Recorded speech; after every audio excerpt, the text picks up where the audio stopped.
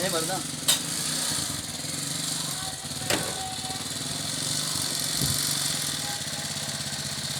हाँ तो बोल बोल हाँ, बोल। पानी न तो निकले यार इसे वे लोगों पे असां 6 महीना थे ना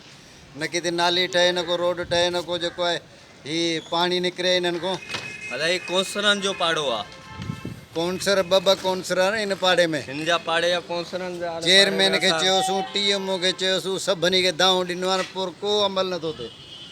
हिते लेडीज़ हिन पासा लेडीज़ वेंदी आहे ॿार वेंदा आहिनि स्कूल जा ॿार वेंदा आहिनि सॼे पाड़े जा स्टेशन जे पाड़े जा अहिड़ा झूना हे असां वटि पंहिंजो ॾिसो मल्हा पाड़े जा कामिल शाह कॉलोनी अहिड़ा जा झूना असां वटि था वञनि सभु माण्हू किते ॿारनि जो ये काउंसलर जो ॾाढो आहे ॿारनि जो सभिनि जो गुज़र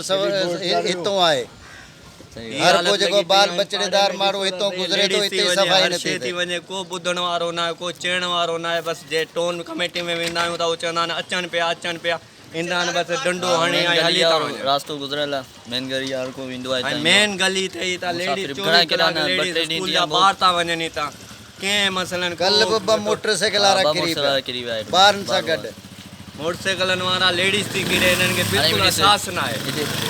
हालत ॾिसो ये हालत आहे हालत ॾिसो इहा साम्हूं इहा अथई। निमाज़ी माण्हुनि जा कपिड़ा ख़राब थी वञनि गंदो पाणी इहा हालत लॻी पई आहे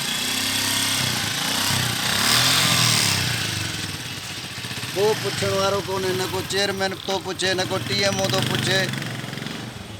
न को डिप्टी कमिश्नर थो पुछे को बि नथो पुछे ये आबादी में पानी पियो वञे हेॾा ॾिसो ये ये आबादी घरनि में सॼी जेको बर्बाद आहे थी वई आहे सॼे घरनि घरनि में में पाणी पियो पाणी वञे हले। ही नाली जो सॼो पाणी आबादी में ही ॾिसी घर बर्बाद थी वेठा आहिनि केरु चइण वारो न आहे पाणी घरनि में पियो वञे